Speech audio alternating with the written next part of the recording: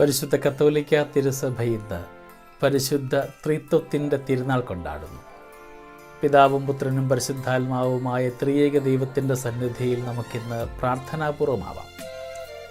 നമ്മുടെ ചിന്ത കൊണ്ട് എത്രമാത്രം വ്യാഖ്യാനം കൊടുക്കുവാൻ പരിശ്രമിച്ചാലും ഒരിക്കലും പൂർണ്ണമാവാത്ത ഒന്നാണ് പരിശുദ്ധ ത്രിത്വം. കാരണം നമ്മുടെ ചിന്തയ്ക്കും അപ്പുറത്താണത്. എത്രമാത്രം ചിന്തിച്ചു കൂട്ടിയാലും അതിനും അപ്പുറത്താണ് ത്രിത്വത്തിൻ്റെ മഹിമയും ത്രിത്വ രഹസ്യങ്ങളുമൊക്കെ. പിതാവായ ദൈവത്തിൻ്റെ സ്നേഹം പുത്രനായ മിശിഹായിലൂടെ രക്ഷണീയ കർമ്മമായി ഈ ഭൂമിയിൽ അവതരിച്ചതും പരിശുദ്ധാത്മാവായ ദൈവം വഴി ഇന്നും തുടർന്നു കൊണ്ടിരിക്കുന്നതുമായ ത്രിത്വത്തിൻ്റെ വലിയ നന്മ നമ്മുടെ ഏവരുടെയും ജീവിതത്തിൻ്റെ ഭാഗമാക്കുവാൻ നമുക്കിന്ന് പരിശ്രമിക്കാം. പെന്തക്കോസ്ത കഴിഞ്ഞു വരുന്ന അടുത്ത ഞായറാഴ്ചയാണ് കത്തോലിക്കാ സഭയിൽ ത്രിത്വത്തിൻ്റെ ഈ വലിയ തിരുനാൾ അനുസ്മരിക്കുക, ആഘോഷിക്കുക. പിതാവിൻ്റെയും പുത്രൻ്റെയും പരിശുദ്ധാത്മാവിൻ്റെയും ഒരുമ നമുക്കിന്ന് ധ്യാനിക്കാം. നമ്മോടുള്ള വലിയ സ്നേഹത്തെ പ്രതി പിതാവായ ദൈവത്തിൻ്റെ വലിയ സ്നേഹം അനുഗ്രഹമായതാണ് പുത്രനായ മിശിഹ. പുത്രനായ മിശിഹ തൻ്റെ എല്ലാ സ്വർഗീയ മഹിമകളും അഴിച്ചു വെച്ച് ഒരു സാധാരണ മനുഷ്യനായി പിതാവിൻ്റെ ഹിതം ശിരസാ വഹിച്ചുകൊണ്ട് ഈ ഭൂമിയിൽ മനുഷ്യനായി അവതരിച്ചു. പാടുപീഡകൾപ്പെട്ട് കാൽവരിയുടെ വിരിമാറിൽ നമുക്ക് വേണ്ടി ബലിയാഗമായി മാറി രക്ഷണീയ കർമ്മം പൂർത്തിയാക്കി.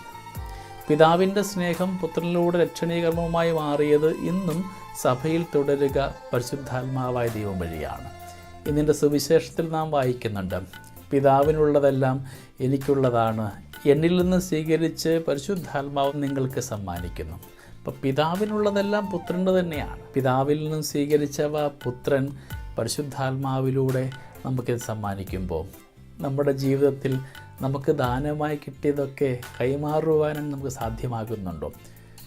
ഫ്രാൻസിസ് മാർപ്പാപ്പയുടെ സ്നേഹത്തിൻ്റെ ആനന്ദമെന്ന അപ്പസ്തോലിക പ്രബോധനത്തിൻ്റെ 324 ഖണ്ഡികയിൽ ഇപ്രകാരം പറയുന്നുണ്ട്: സാമൂഹിക സ്നേഹം അല്ലെങ്കിൽ പരസ്നേഹം എന്നുള്ളത് ത്രിത്വിക സ്നേഹത്തിൻ്റെ കൂട്ടായ്മയുടെ പ്രതിഫലനമാണെന്ന്.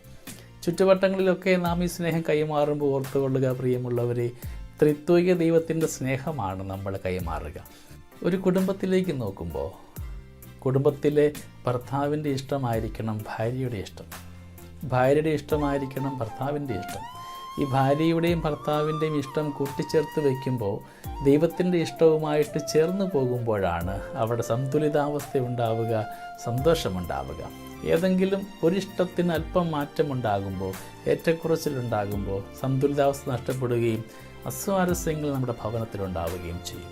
പിതാവും പുത്രനും പരിശുദ്ധാത്മാവും ഒരുമയിലായിരിക്കുന്നത് പോലെ നമ്മുടെ ജീവിതയിടങ്ങളിലും ഈ ഒരുമയുടെ കൂട്ടായ്മയുടെ അനുഭവം ഉണ്ടാകുവാൻ നമുക്ക് പ്രാർത്ഥിക്കാം. ദൈവമൊന്നു മാത്രമേ ഉള്ളൂ. ദൈവത്തിൻ്റെ 3 ഭാവങ്ങൾ, സ്വഭാവങ്ങളാണ് ത്രിത്വമായിട്ട് നമ്മൾ അനുഭവിക്കുക, ആസ്വദിക്കുക. പിതാവായ ദൈവം എവിടെല്ലാം സ്നേഹത്തിൻ്റെ ഭാവങ്ങളുണ്ടോ അതെല്ലാം പിതാവിൻ്റെ സ്വഭാവമായിട്ടാണ് മാറ്റപ്പെടുക.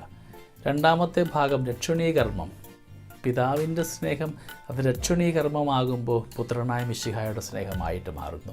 പിതാവിൻ്റെയും പുത്രൻ്റെയും ഈ സ്നേഹവും രക്ഷണീയ കർമ്മവും ഒക്കെ ഇന്നും സഭയിൽ തുടർന്നുകൊണ്ട് സഹായകനായ എല്ലാം പൂർത്തീകരിക്കുന്ന ആത്മാവിൻ്റെ നിറവും നമ്മുടെ കൂടെയുണ്ട്.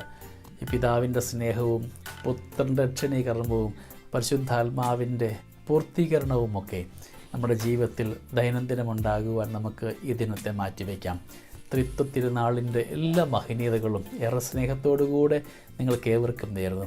പരസ്പരം സ്നേഹിച്ചുകൊണ്ട്, പരസ്പരം പങ്കുവെച്ച് കൊടുത്തുകൊണ്ട്, ദാനമായി കിട്ടിയതൊക്കെ അവരെ സമ്മാനിക്കുവാനായിട്ടുള്ള ഒരു പ്രത്യേകമായ നന്മയ്ക്ക് വേണ്ടി നമുക്ക് പ്രാർത്ഥിക്കാം. നമ്മളെ കൊണ്ടാവും വിധമൊക്കെ ചുറ്റുവട്ടങ്ങളെ സഹായിക്കുവാനും ത്രിത്വത്തിൻ്റെ മഹത്വമുണ്ടാകുന്ന പ്രവൃത്തികൾ ചെയ്യുവാൻ നമുക്ക് തീരുമാനമെടുക്കുകയും ചെയ്യാം. ദൈവം നമ്മളെല്ലാവരെയും സമൃദ്ധമായി അനുഗ്രഹിക്കട്ടെ. നമ്മുടെ കർത്താവ് യേശു മിശിഹായുടെ കൃപയും പിതാവായ ദൈവത്തിൻ്റെ സ്നേഹവും പരിശുദ്ധാത്മാവിൻ്റെ സഹവാസവും നമ്മുടെ കൂടെ എന്നും ഉണ്ടായിരിക്കട്ടെ, ഇപ്പോഴും എപ്പോഴും എന്നേക്കും. ആമേൻ.